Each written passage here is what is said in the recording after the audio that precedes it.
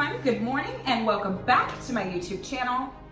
Today I want to talk to you guys a little bit about love, compassion, empathy, and forgiveness. What that does to the everyday functioning, how incorporating these emotions really does help you thrive versus functioning from a place of being jaded and harboring ill will. See, when you forgive somebody, you have chosen to take the power back. Your power is lost when you choose to hold on to a certain negative experience or harbor negative emotions that a person has brought to you. When you forgive them, you have accepted the situation for what it was or is, and you have decided to let go. This then helps you internalize more positive emotions versus the other way around, which would cause you to harbor negative emotions and become jaded. You see, it is very easy to walk around life with a chip on your shoulder. It is so easy to make things when they're not. It's so easy to overthink things. But I think so long as you function and continue to remember that walking around and exercising compassion, empathy, and really being realistic in these thought processes, these emotions, your situations, whatever you experience, can truly shape your character, who you are, what makes you you. Now, I want to stress that perfection isn't the goal. Nobody always has the answers. If we all did, I think life would be extremely boring. There would really be no purpose. I mean, we all know it all, right? So who cares? That's not reality. Reality is that we are humans, which means that we are going to make mistakes, we're going to make poor choices. Some things will work, some things will not work. We can't judge people by that. All we can do is listen, if we so choose to, and exercise again with some compassion and empathy. You see, when a person makes mistakes, and they're able to reflect back on their mistakes, I think there's a learning curve, an honest learning curve that happens. Why would you be hard on somebody who is transitioning through life experiences, hard times, made certain choices? Maybe you don't agree with them, but that's what they did at that time. And who are we to judge? I think rather than that, either one, not really caring for hearing about the situation or minding your own business can be two beneficial ways, but to judge somebody for the way in which they maneuvered through their life and some of the choices that they've made under their own circumstances, I think is a personal flaw. I think it exhumes or exhibits an insecurity in the person judging. When somebody judges and takes the time to criticize another person, they are projecting an insecurity. I also believe that when somebody chooses to make statements like, well, I don't like her, or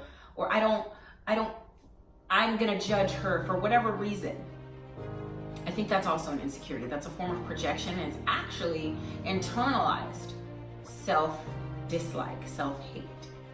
Because really, when you sit yourself down, and I personally listen to my clients and my patients talk and they're venting, I become very honed in on certain words that they use. When you say you dislike somebody, that means that you've taken the time to get to know them, we would assume, we would hope at least. Or else, what are you disliking? What you heard? What you think you know? What you read? I mean, these are very invalid things to latch onto to judge somebody. You have to take the time to get to know somebody, to be able to say things. And even then, again, we're not in places. Us as humans, we are nobody to judge. It's not our place. That's not what we're here for. We are all here trying to do the same thing. And in my opinion, that is maneuver through this thing called life. We grow, we learn, we meet people, we experience certain experiences, and hopefully we create families where we can pass these positive, respectful values down. Understand that there's certain things that we're gonna experience. When I talk about forgiveness and showing empathy and compassion, some of these things will be one of the hardest things that you'd ever have to do. Because I think a lot of times when we're disrespected, it's like a knee-jerk reaction. You wanna retaliate. You kind of feel like, whoa, hold on. But instead, I think that's when you look within. You have to find this sort of center in yourself. You have to look at the source also. And sometimes just talking about the situation with other people or giving yourself time to absorb what has actually happened can really help. But in the end, if you can find it in yourself to exercise empathy and compassion, even toward the people who may not be deserving, I do feel like you are functioning at a higher level. Love is something that will always be. Love is like a natural, addicting high. It's similar to those of illegal drugs. It's similar to the high that we may experience when we're doing things that we love, the rush. Some people love roller coasters. Some people love working out. Some people love, traveling and skydiving and bungee jumping and doing these things that give us this rush. Those are all temporary, but love can be a long-lasting thing.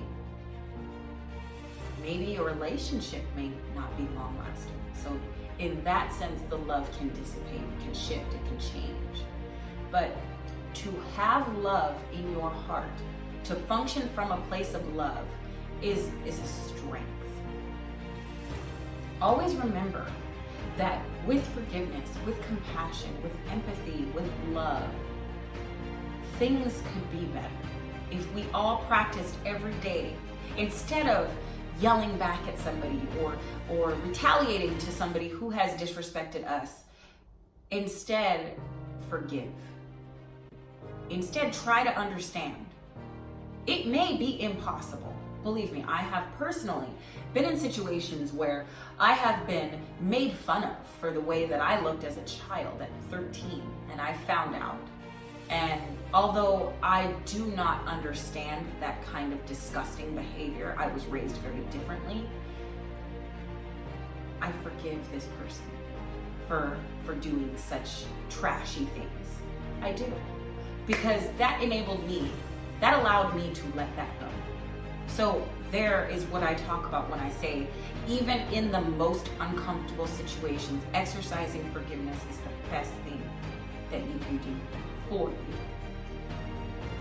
Again, hopefully you guys found this information helpful. Please make sure that every day you do your best to be as positive as possible under the circumstances, no matter if things just feel like you are being tried, you are backed up against the wall, people just don't understand, situations may not be panning out for you the way that you want. I want you to remember to breathe. This too shall pass. Find it in your heart to remain as centered as possible. Ride whatever waves of discomfort are being presented. Give it time. Be realistic and watch. Things will start to change.